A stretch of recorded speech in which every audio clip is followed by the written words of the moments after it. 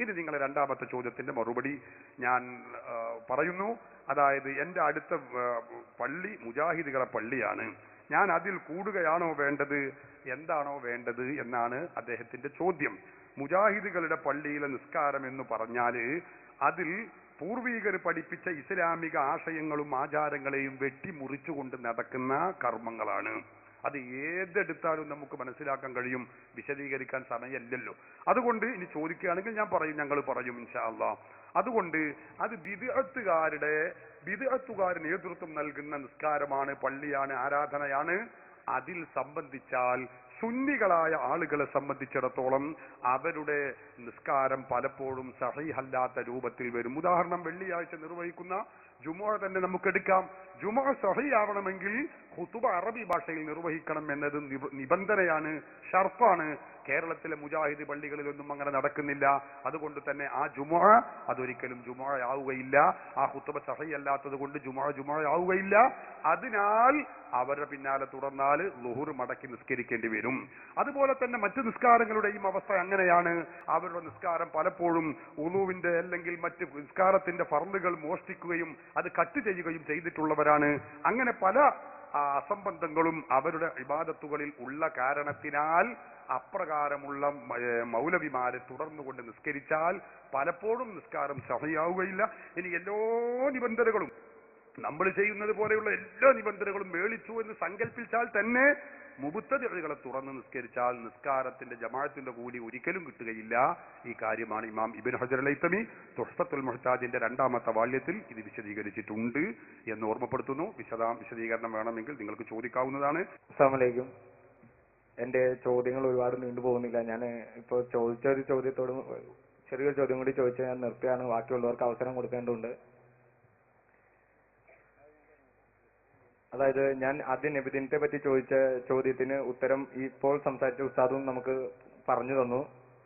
അപ്പോ അതിൽ കുറച്ച് കാര്യങ്ങൾ ചേർത്ത് പറഞ്ഞു. നിസ്കാരത്തിന്റെ കാര്യം, എല്ലാത്തിനും തെളിവ് ഖുർആനിൽ ഇല്ല എന്ന് പറഞ്ഞുകൊണ്ട് നിസ്കാരത്തിന് തെളിവില്ല എന്ന് പറഞ്ഞു. അപ്പോൾ പറഞ്ഞപ്പോൾ എന്തുകൊണ്ട്, അപ്പോൾ മുജാഹിദുകാരെ വെല്ലുവിളിച്ചല്ലോ ഇതിൽ തെളിവ് കൊണ്ടുവരാൻ സാധിക്കുമോ എന്ന്. അപ്പോൾ എന്തുകൊണ്ട് ഹദീസ് അതിൽ ഉദ്ധരിച്ചില്ല, ഖുർആനിൽ നിന്നും മാത്രം? ഞാൻ ചോദിച്ചത് നബിദിനത്തെ പറ്റി ചോദിച്ചപ്പോൾ ഹദീസും ഖുർആനും ചോദിച്ചിരുന്നു. നമസ്കാരത്തെ പറ്റി ഉസ്താദ് പറഞ്ഞപ്പോൾ ഖുർആനും ഹദീസ് പറഞ്ഞില്ല, ഖുർആൻ മാത്രമേ പറഞ്ഞുള്ളൂ. പിന്നെ അടുത്ത ഒരു അത് കഴിഞ്ഞിട്ട് നിങ്ങളിപ്പോ മലയാളത്തെ ദുർവ്യാഖ്യാനിക്കുകയാണ് ഇപ്പൊ ചെയ്യുന്നത്. മലയാളത്തെയാണ് ദുർവ്യാഖ്യാനിക്കുന്നത്. അതായത് ഖുർആനിൽ തെളിവില്ല എന്നല്ല ഞാൻ പറഞ്ഞത്, നിങ്ങൾക്ക് മനസ്സിലാകാത്തത് കൊണ്ടാണ്. 5 വഖത്ത് നമസ്കരിക്കുന്നതിനോ അല്ലെങ്കിൽ ഇശാ മഗ്രിബ് എന്ന് പറയുന്നത്. നമ്മൾ രണ്ടാൾ കൂടി പറയണ്ട, ഒരാൾ പറയാം. ഒന്നുകിൽ നിങ്ങൾ പറയാം. അപ്പൊ നിങ്ങൾ പറഞ്ഞപ്പോൾ നിർത്തിയപ്പോഴാണ് ഞാൻ പറഞ്ഞത്. പിന്നെ ഞാൻ പറയുമ്പോൾ നിങ്ങൾ പറയരുത്. 5 വഖത്ത് നിസ്കാരത്തിൽ തെളിവ് ഇല്ല എന്ന് ഞാൻ പറഞ്ഞിട്ടില്ല. നിങ്ങൾക്ക് മനസ്സിലാവാത്തത് കൊണ്ടാണ്. ഖുർആനിൽ 5 വഖത്ത് നിസ്കാരത്തിന് തെളിവുണ്ട്. പക്ഷേ ഈ 5 വഖത്ത് നിസ്കാരത്തിന്റെ പേര് ഖുർആനിൽ പറഞ്ഞിട്ടില്ല. അങ്ങനെയുള്ള ഒരായത്ത് ഖുർആനിലില്ല എന്നതുകൊണ്ട് 5 വഖത്ത് നിസ്കാരമില്ല എന്ന് കിട്ടുകയില്ല എന്നാണ് ഇവിടെയുള്ള എല്ലാ ആളുകൾക്കും മനസ്സിലായത്. നിങ്ങൾക്ക് മാത്രം തല തിരിഞ്ഞു മനസ്സിലായതെങ്കിൽ അത് എന്റെ കുഴപ്പമല്ല, ഇവിടെയുള്ള ആളുകളെ കുഴപ്പമല്ല എന്നാണ് എനിക്ക് പറയാനുള്ളത്. തെളിവുണ്ട്, പക്ഷെ 5 വഖത്ത് നിസ്കാരത്തിന്റെ പേര് പറഞ്ഞുകൊണ്ടുള്ള ആയത്ത് ഖുർആനിലില്ല എന്നാണ് ഞാൻ പറഞ്ഞത്. മലയാളത്തെ ദുർവ്യാഖ്യാനിക്കരുത്. മുഖത്തോട് മുഖം ഇരുന്നു കൊണ്ടാണ് നമ്മൾ സംസാരിക്കുന്നത് എന്ന ബോധം നിങ്ങൾക്ക് വേണം. ഒന്ന്. രണ്ടാമത്തത്, ഖുർആനിൽ ആയത്ത് നിങ്ങൾ തെളിവ് പറഞ്ഞു, ഹദീസ് പറഞ്ഞിട്ടില്ല. ഹദീസ് എന്ന് പറഞ്ഞാൽ എന്താണ് നിങ്ങൾക്ക് അറിയാത്തത് കൊണ്ടാണ്. അള്ളാന്റെ റസൂൽ ചെയ്തു, നിങ്ങൾക്ക് ഈ മൗലിദ് ആഘോഷം നടത്തിയപ്പോൾ അതിന് പ്രോത്സാഹനം നൽകി എന്ന അതിൽ നിങ്ങൾക്ക് അള്ളാഹുവിന്റെ റസൂല് അള്ളാഹു കാരുണ്യത്തിന്റെ കവാടങ്ങൾ തുറന്നു തന്നിരിക്കുന്നു എന്ന് റസൂൽ പ്രഖ്യാപിച്ചത് ഹദീസ്. അതിനാണ് ഈ ഹദീസ് ഇത് പറയാ. ഹദീസ് എന്താണെന്ന് അറിയാത്തത് കൊണ്ടാണ് നിങ്ങൾ ആ ചോദ്യം വരുന്നത്.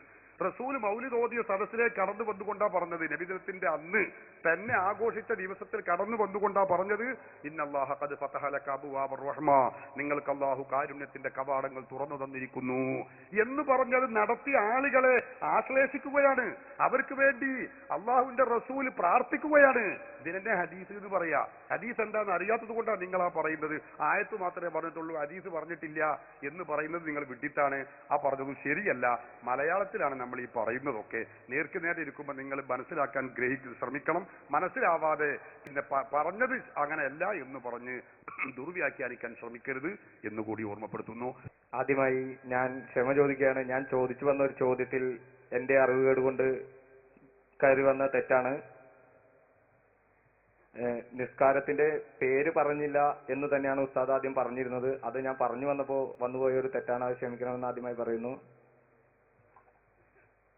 അപ്പോൾ ഞാൻ ഉദ്ദേശിച്ചത് എന്താണെന്ന് വെച്ചാൽ, ആദ്യം ഉസ്താദ് ഈ നമസ്കാരത്തിന്റെ പേര് പറഞ്ഞിട്ടില്ല എന്ന് പറഞ്ഞ പോലെ അത് ഹദീസിൽ ഇല്ലല്ലോ എന്നായിരുന്നു വന്നത്. അത് ഞാൻ വിട്ടു. ഓക്കെ. പിന്നെ അടുത്തതായിട്ട് ഞാൻ രണ്ടാമതൊരു ചോദ്യം ചോദിച്ചിരുന്നു, മുജാഹിദുകളെ തുടരാമോ എന്ന്. അപ്പോൾ ഉസ്താദിന്റെ മറുപടി അനുസരിച്ച് മുജാഹിദുകളെ തുടരാൻ പാടില്ല, അവരുടെ നമസ്കാരം ശരിയല്ല എന്നാണ്. അപ്പോൾ നമസ്കാരം ശരിയായില്ലെങ്കിൽ അവർ മുസ്ലിം ആകുമോ? ഇതോടുകൂടി എന്റെ ചോദ്യം അവസാനിക്കുന്നു. ഇനി ഞാൻ ഇതിലൊരു ഉപചോദ്യം ഇല്ല. ഓക്കെ, അസ്സലാമു അലൈക്കും. എന്തുകൊണ്ടാണത് പറയാനുള്ള കാരണം നിങ്ങൾ മനസ്സിലാക്കാം. മുജാഹിദുകളെ സംബന്ധിച്ചിടത്തോളം നമ്മൾ ഈ പറയുന്നത് അവർ നിസ്കാരത്തിന്റെ നിബന്ധനകളും മറ്റുമൊക്കെ ഞാൻ പറഞ്ഞല്ലോ, പലപ്പോഴും അത് ആ നിബന്ധനകളും നിസ്കാരത്തിനുണ്ടായിരിക്കേണ്ട പല കാര്യങ്ങളും മുജാഹിദുകൾ വെട്ടിമറിച്ച് മാറ്റിക്കൊണ്ടിരിക്കുന്നു എന്ന് ഞാൻ വെറുതെ പറഞ്ഞതല്ല. അത് അവരുടെ കാര്യങ്ങൾ എടുത്തു പരിശോധിച്ചാൽ നമുക്ക് ഓരോ ഇസ്ലാമിൽ മുസ്ലിങ്ങൾ ചെയ്യുന്ന ഓരോ കർമ്മവും മുജാഹിദുകൾ വെട്ടിമുറിച്ച് നശിപ്പിച്ചു കൊണ്ടിരിക്കുന്നു എന്ന് ഞാൻ പറഞ്ഞാൽ നിങ്ങൾ എന്നെ കുറ്റപ്പെടുത്തിയിട്ട് കാര്യമില്ല. ഞാനൊരു സാമ്പിളിന് പറയാം, ചോദ്യത്തിന്റെ ഭാഗമല്ല, ഏറ്റവും പ്രധാനപ്പെട്ട ഒരു കാര്യം. അതായത് ഒരു കുഞ്ഞ് മുസ്ലിം, നമുക്കറിയാലോ, ഒരു കുഞ്ഞ് ഭൂമി ലോകത്തേക്ക് പിറന്നു വീണാൽ നമ്മൾ ചെയ്യേണ്ടുന്ന കർമ്മം എന്താ? ഏറ്റവും പ്രധാനപ്പെട്ട ഒരു കർമ്മം ഞാൻ പറയാം, നമുക്കെല്ലാവർക്കും അറിയാം അല്ലെ? അലിദാരി മുസ്താദ് എവിടെ അങ്ങനെ തന്നെ അല്ലേ? ഒരു മുസ്ലിം കുഞ്ഞ് ജനിച്ചാല് വലത് കാതിൽ ബാങ്കും ഇടത് കാതിൽ ഇഖാമത്തും കൊടുക്കും. ആ പരിപാടി ഇവിടെ ഉണ്ടോ? എല്ലായിടത്തും മുസ്ലിങ്ങൾ ഉള്ളിടത്ത് എല്ലായിടത്തും ഉണ്ട്. വലത് കാതിൽ ബാങ്കും ഇടത് കാതിൽ ഇഖാമത്തും കൊടുക്കണം എന്നതാണ് ഇസ്ലാമിന്റെ നിയമം, നമുക്കറിയാം. ഹബീബായ റസൂലുള്ളാഹി സ്വല്ലല്ലാഹു അലൈഹി വസല്ലമ തങ്ങൾ പറയുന്നത് എന്താ? അങ്ങനെ വലത് കാതിൽ ബാങ്കും ഇടത് കാതിൽ ഇഖാമത്തും കൊടുത്താല് ലം തദുറഹു ഉമ്മു സുബിയാൻ ഖാല റസൂലുള്ളാഹി. ഉമ്മു സുബിയാൻ എന്ന രോഗം അല്ലെങ്കിൽ ഉമ്മു സുബിയാൻ എന്ന പിശാച് ബാധ ഈ കുഞ്ഞിന് ഏൽക്കുകയില്ല എന്ന് റസൂലുള്ളാഹി സ്വല്ലല്ലാഹു അലൈഹി വസല്ലമ പറയുന്നു. എന്നാൽ കേരളത്തിലെ മുജാഹിദ് പ്രസ്ഥാനം ഇപ്പൊ ഗവേഷണം ചെയ്ത് മാറ്റിമറിച്ചിപ്പോ എവിടെ എത്തിയതറികൾ? ഒരു കുഞ്ഞ് ഭൂമിയിലേക്ക് പിറന്നാല് കുഞ്ഞിന്റെ വലത് കാതിൽ ബാങ്ക് കൊടുക്കുക, ഇടത് കാതിൽ ഇഖാമത്ത് കൊടുക്കുക എന്ന കർമ്മം അത് തെറ്റാണ്, അത് അനാചാരമാകുന്നു എന്നാണ് മുജാഹിദ് പറയുന്നത്. കേരളത്തിലെ മുജാഹിദ് പ്രസ്ഥാനത്തിന്റെ KNM പ്രസിദ്ധീകരണ വിഭാഗം പുറത്തിറക്കിയ പുസ്തകമാണിത്, മുസ്ലിങ്ങളിലെ അനാചാരങ്ങൾ എന്ന് പറയുന്ന ഈ പുസ്തകം. ഇതിൽ അവർ വ്യക്തമായി രേഖപ്പെടുത്തി വെക്കുന്നു, ഇത് അനാചാരമാണ്. അനാചാരം എന്ന് പറഞ്ഞെന്താ? അത് ചെയ്യാൻ പാടില്ല എന്നല്ല, ചെയ്താൽ നരകത്തേക്ക് പോകും. വകുല്ലു ബിദ്അത്തിൻ ളലാല വകുല്ലു ളലാലത്തിൻ ഫിന്നാർ. നരകത്തിലേക്ക് പോകുന്ന പരിപാടിയാകുന്നു. മഅദല്ലാഹ്. എന്ത്? വലത് കാതിന് ബാങ്കും ഇടത് കാതിൽ ഇഖാമത്തും കൊടുത്താല് റസൂല് പറഞ്ഞതെന്താ? അങ്ങനെ വലത് കാതിൽ ബാങ്കും ഇടത് കാതിൽ ഇഖാമത്തും കൊടുത്താൽ അവന് പിശാച് ബാധ ഏൽക്കൂലാന്ന് റസൂല് പഠിപ്പിക്കുന്നു. മുജാഹിദ് നേതാവ് പറയുന്നതോ അത് കൊടുക്കാൻ പാടില്ല, കാരണം അത് കൊടുത്താൽ പിശാചു ബാധ ഏൽക്കാതിരിക്കുമോ എന്ന ഭീതി കൊണ്ട് പിശാചു ബാധ ഏൽക്കണമെന്ന കാരണത്തിനാൽ മുജാഹിദ് നേതാവ് സക്കരിയ സലാഹി പറയുന്നത് നിങ്ങളൊന്ന് കേട്ടോളൂ. അദ്ദേഹം ഗൾഫിലെത്തിയപ്പോൾ അദ്ദേഹത്തോട് എഴുതി ചോദിച്ച ഒരു ചോദ്യം, അതിന് അയാൾ മറുപടി പറയുകയാണ്. അയാൾ ടവലൊക്കെ കെട്ടി തലക്കെ മറച്ച് ഒരു സുന്നി മോഡലാവാൻ ശ്രമിച്ചുകൊണ്ടാണ് പറയുന്നത്. കേട്ടോളൂ. പ്രസവത്തോടനുബന്ധിച്ച് കുട്ടിയുടെ ചെവിയിൽ ബാങ്കും ഇഖാമത്തും വിളിക്കുന്നത് സുന്നത്താണോ? അബ്ദുസത്താർ ഖത്തീഫ്. യഥാർത്ഥത്തിൽ ഹദീസ് ഉണ്ടായത്, ആ ഹദീസുകളൊക്കെ ദുർബലാണ്. അതിനെക്കുറിച്ച് പഠനം നടത്തിയിട്ടുള്ള ആളുകൾ അത് വ്യക്തമായി പറഞ്ഞിട്ടുണ്ട്. പക്ഷെ ഹദീസുകൾ പലതും കണ്ടതുകൊണ്ട് സഹിഹാണെന്ന് വിചാരിച്ചിട്ട് പല ഫുഖഹാക്കളും അത് സുന്നത്താണെന്ന് പറഞ്ഞിട്ടുണ്ട്. ഇസ്ലാഹി പ്രസ്ഥാനം ആദ്യകാലത്ത് ബാങ്ക് ഉണ്ട്, സുന്നത്ത് ഇഖാമത്തില്ലാന്ന് നമ്മളൊക്കെ ചെറുപ്പത്തിൽ അങ്ങനെയാ പറഞ്ഞത്. പക്ഷേ ബാങ്കും യഥാർത്ഥത്തിൽ ആ ഹദീസിൽ തന്നെ പറഞ്ഞിട്ടുള്ളതാണ്. ബാങ്കിനും വേറെ പ്രത്യേക ഹദീസൊന്നുമില്ല, ഹദീസുകളെല്ലാം ദുർബലമാണെന്ന് ആധുനിക ഹദീസ് പണ്ഡിതന്മാർ സലക്ഷ്യം തെളിയിച്ചിട്ടുണ്ട്. അതുകൊണ്ട് അങ്ങനെ ഒരു സുന്നത്തില്ല. കണ്ടലുകള് അങ്ങനെ ഒരു സുന്നത്തില്ല. ആധുനിക ഹദീസ് പണ്ഡിതന്മാർ എന്ന് പറഞ്ഞാൽ സക്കരിയ സലാഹി, അനീഫ കായക്കൂടി, നിങ്ങളെ നാട്ടുകാരൻ അനസ്, ഇങ്ങനെയുള്ള ആളുകൾ, ഇവരൊക്കെയാണ് ഇപ്പൊ ആധുനിക ഹദീസ് പണ്ഡിതന്മാർ. ഇവർ ഗവേഷണം നടത്തി നോക്കുമ്പോ ഇങ്ങനെ ഒരു സുന്നത്ത് തന്നെ ഇല്ല. മഅദല്ലാഹ്. നിങ്ങൾ ചിന്തിക്ക്, ആരംഭ റസൂല് പറഞ്ഞതെന്താ? അങ്ങനെ ബാങ്ക് വലത് കാതിൽ ബാങ്കും ഇടത് ചെവിയിൽ ഇഖാമത്തും കൊടുത്താൽ അവന് പിശാച് ബാധ ഏൽക്കൂല. മുജാഹിദ് നേതാക്കൾ എന്ന ആധുനിക ഗവേഷകന്മാർ ഗവേഷണം നടത്തിയപ്പോഴോ പിശാചുബാധ ഏൽക്കാതിരുന്നാൽ പിന്നെ നമ്മളെ കാര്യം പോക്കല്ലേ, പിന്നെ മുജാഹിദ് ആളെ കിട്ടുമോ? അപ്പൊ അതുകൊണ്ട് ആദ്യം തന്നെ അത് നമ്മൾ തടയിടണം എന്ന് കരുതി മുജാഹിദ് പറഞ്ഞു അത് അനാചാരമാണ്, ചെയ്യാൻ പാടില്ല. ഇവരുടെ നേതാക്കളാകുന്ന ഇബ്നുൽ ഖയ്യിമിന്റെ ഗ്രന്ഥത്തിൽ വരെ അത് റസൂലുള്ളാഹി തങ്ങളുടെ ഹദീസ് തെളിയിച്ചുകൊണ്ട് അത് സുന്നത്താണ് എന്ന് പറഞ്ഞ രേഖകൾ നമുക്ക് കാണാൻ കഴിയും. സഹോദരന്മാരെ, ഇതാണ് ഇവരുടെ അവസ്ഥ. അപ്പൊ എല്ലാ പുണ്യകർമ്മങ്ങളും ഒരു മനുഷ്യൻ ഭൂമിയിലേക്ക് പിറന്നു വീഴുന്നത് മുതൽ തുടങ്ങുന്ന കാര്യമാണുള്ളത്. അത് മുഴുവൻ അങ്ങനെ ഓരോ പുണ്യകർമ്മങ്ങളെ കുഴിച്ചു മൂടുകയാണ് കേരളത്തിലെ വിദഅകൾ ചെയ്തുകൊണ്ടിരിക്കുന്നത്. അതിന്റെ ഭാഗമാണ് ഞാൻ നേരത്തെ നിസ്കാരത്തിന്റെ കാര്യവും പറഞ്ഞത്. ഞാനൊരു സാമ്പിളിന് മാത്രം 1-2 പറയാം. ഇപ്പൊ ഉദാഹരണം പറയാം, നിസ്കാരം സഹിയാവണമെങ്കിൽ ഏറ്റവും മർമ്മപ്രധാനമായതാണ് നമുക്കറിയാം, ശുദ്ധി വേണം. അതിലേതാ? ഒന്ന് ഉളു, കുളി എന്നീ 2 വക ശുദ്ധി ആവണം, എല്ലാവർക്കും അറിയാം.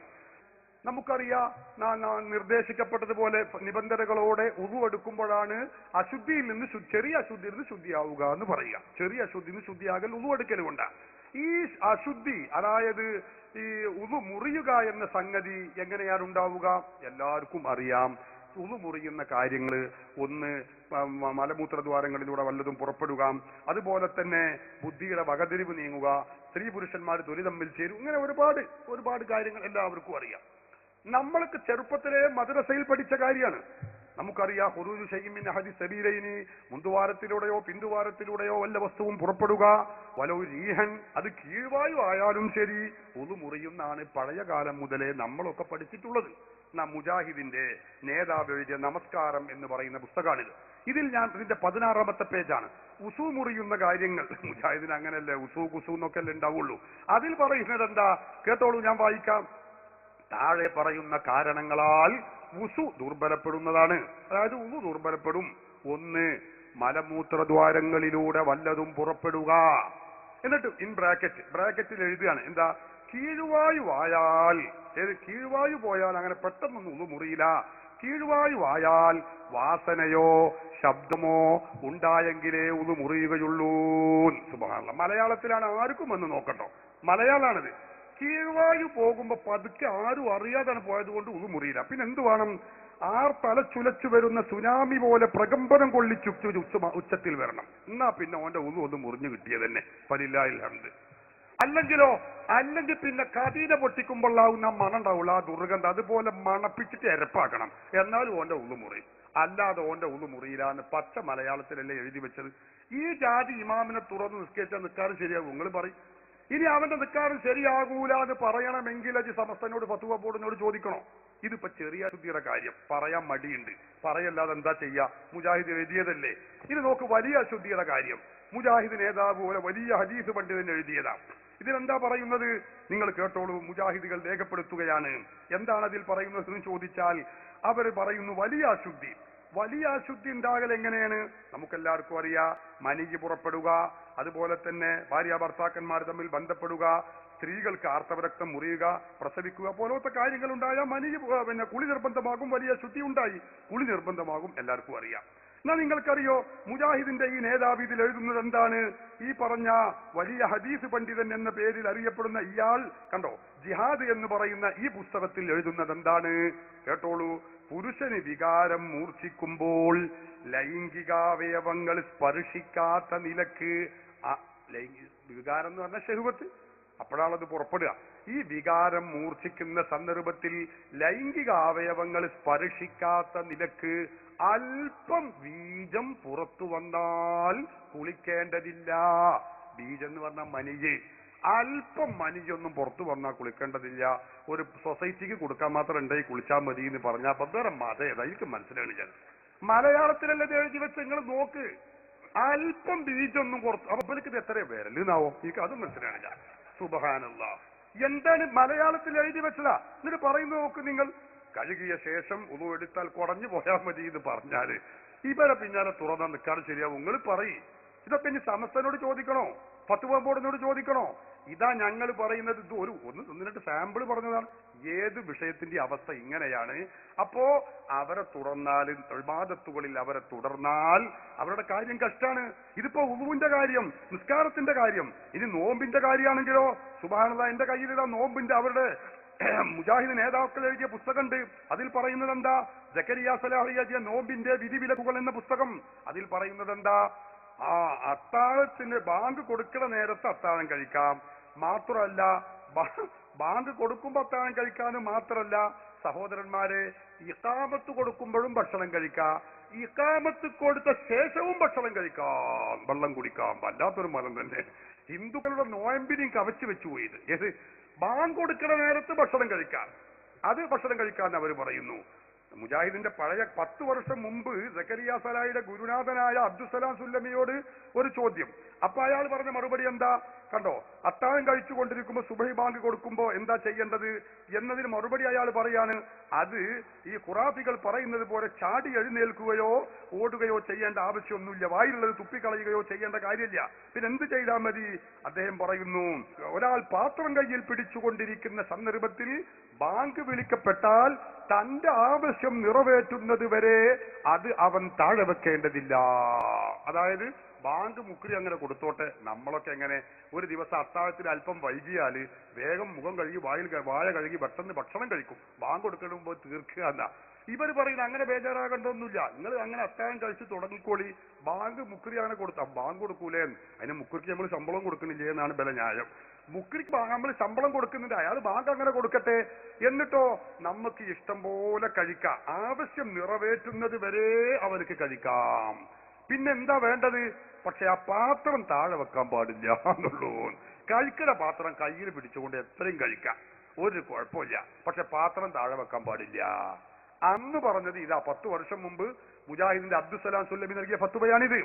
ഇപ്പൊ നിങ്ങൾക്കറിയോ, സക്കരിയ സലാഹി ഇയാളുടെ ശിഷ്യനാ 10 വർഷം കഴിഞ്ഞപ്പോ ഒന്നുകൂടി ഗവേഷണം ചെയ്തപ്പോ മൂപ്പര് പറഞ്ഞു, അങ്ങനെയല്ല, ബാങ്ക് കൊടുക്കുമ്പോ അത്താഴം കഴിക്കുക, അത് മാത്രമല്ല ബാങ്ക് കൊടുത്ത് കഴിഞ്ഞതിന് ശേഷം അത്താഴം കഴിക്കുക, അതിന് കുഴപ്പമില്ല. പിന്നെയോ ഇഖാമത്ത് കൊടുക്കുമ്പോഴും ഭക്ഷണം കഴിക്കാം. ബാങ്ക് കൊടുത്ത് കഴിഞ്ഞ് ഇഖാമത്ത് കൊടുക്കുമ്പോൾ സാധാരണ സുബഹിയൊക്കെ ആകുമ്പോൾ നമ്മളറിയാലോ ഒരു അരമണിക്കൂറോ കഴിഞ്ഞിട്ടാ കൊടുക്കാറുള്ളത്, അതിന് പ്രശ്നമില്ല. ഇഖാമത്ത് കൊടുക്കുമ്പോഴും ഭക്ഷണം കഴിക്കാം. പിന്നെയോ ഇഖാമത്ത് കഴിഞ്ഞ ശേഷവും വെള്ളം കുടിക്കാം, അതല്ലേ രസം, എത്രയും കുടിക്കാം. അതൊക്കെ നോമ്പിന്റെ വിധിയാണ് ഇവർ ഈ പറയുന്നത്. ഇവരെ പിൻപറ്റി നോമ്പ് അനുഷ്ഠിച്ചാൽ നോമ്പ് സഹിയാവൂ? നിങ്ങൾ പറയും. എന്താണ് ഇവർ ഈ പറയുന്നത് സഹോദരന്മാരെ? ഇതാണ് ഞാൻ പറയുന്നത്, ഏത് ഇബാദത്തുകൾ എടുത്തോളൂ, ഏതിന്റെയും അവസ്ഥ ഇങ്ങനെയാണ്. അതുകൊണ്ടാണ് ഞാൻ പറയുന്നത്, ഇസ്ലാമിലെ ഇബാദത്തിന്റെ വിഷയത്തിൽ അവരെ പിൻപറ്റി ജീവിച്ചാൽ നമ്മുടെ ഇബാദത്തുകൾ അസ്വീകാര്യമാകും.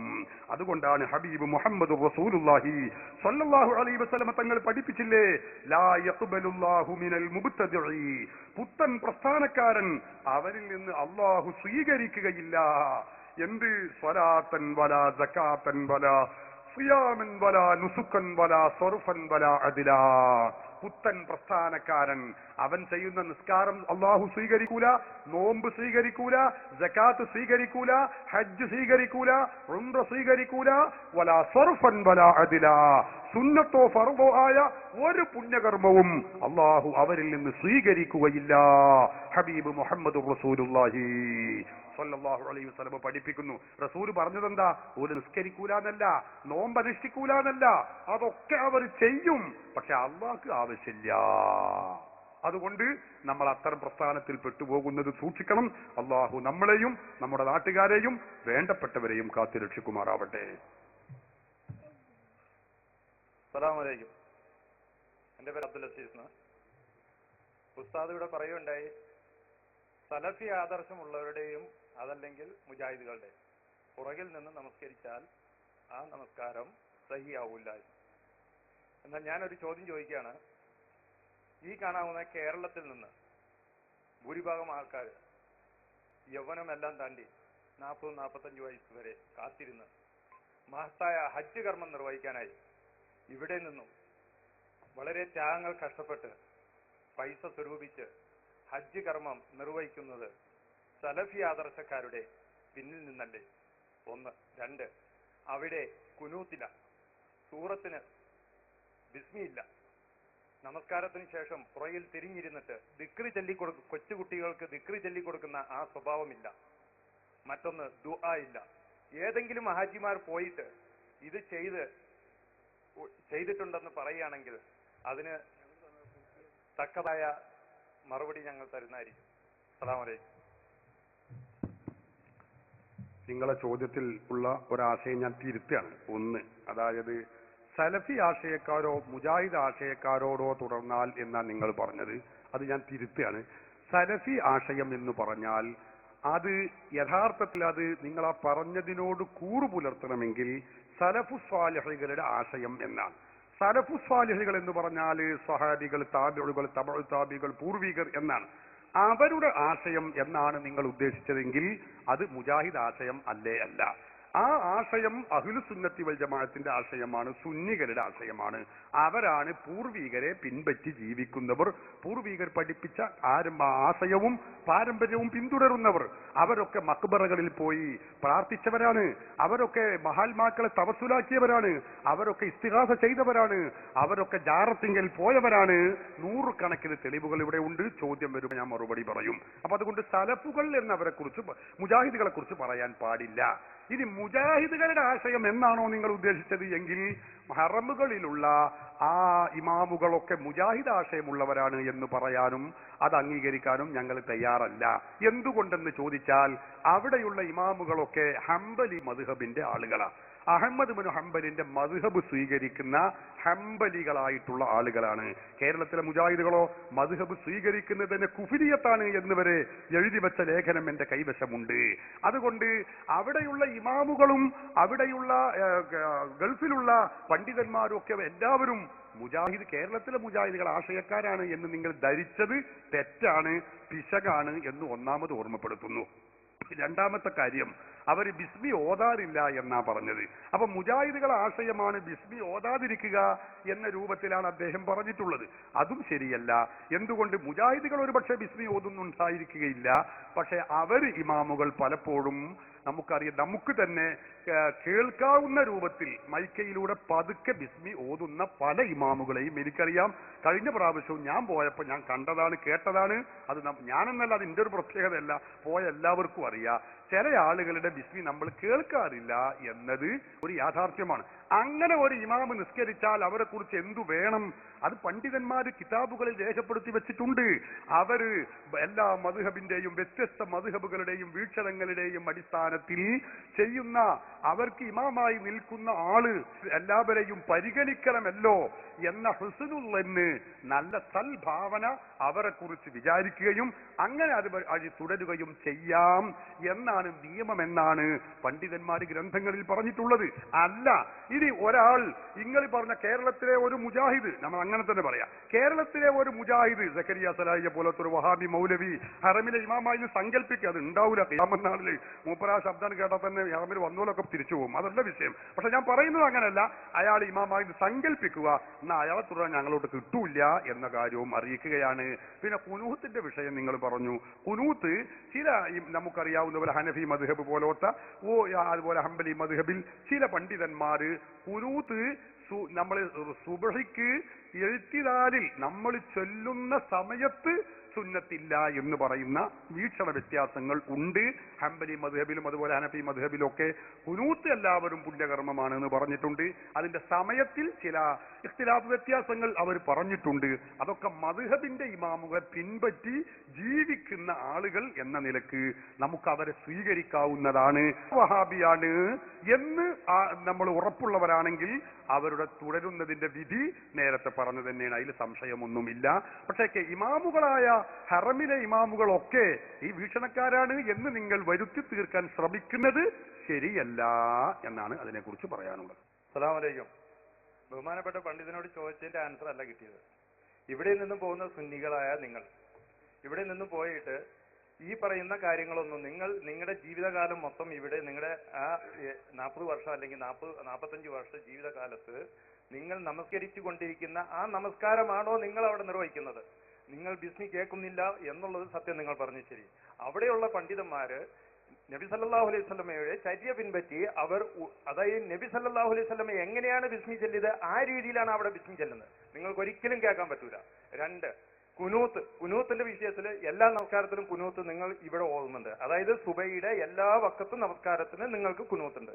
ഈ കുനൂത്ത് മുജാഹിദീങ്ങള് ഓതുന്നില്ല, ബിസ്മി ഓതുന്നത് നിങ്ങൾ കേൾക്കുന്നില്ല. പുറകട്ട് തിരിഞ്ഞിരുന്ന് ദിക്ർ ചൊല്ലിക്കൊടുക്കുന്നില്ല. ഇതുകൊണ്ട് അതാണ് ബഹുമാനപ്പെട്ട പണ്ഡിതൻ പറഞ്ഞ അവരുടെ മുമ്പ് പുറകിൽ നിന്ന് നമസ്കരിച്ചാൽ സഹിയാകുന്നില്ലെങ്കിൽ ഇവിടെ നിന്നും പോകുന്ന ഹാജിമാരുടെ ഇപ്പൊ തിരിച്ച് പണ്ഡിതൻ പറഞ്ഞ രീതിയിലാണെങ്കിൽ ഒന്നുകൂടി പോയിട്ട് ഹജ്ജ് ചെയ്യുന്ന ഒരു അവസ്ഥ വരുമേ ഇല്ലയോ എന്നുള്ളതാണ് എന്റെ ചോദ്യം. എന്റെ വാപ്പ ഹജ്ജ് ചെയ്താണ്. നിങ്ങളെ ധാരണ പിശകാണ് ആ ചോദ്യത്തിൽ രണ്ടാമത്തെ ചോദ്യത്തിന്റെ കാരണം എന്ന് പറയേണ്ടി വന്നതിൽ ഖേദമുണ്ട്. അതായത് അതിന് മറുപടി ഞാൻ പറഞ്ഞു, നിങ്ങൾ ശ്രദ്ധിക്കാത്തത് കൊണ്ടാണ്.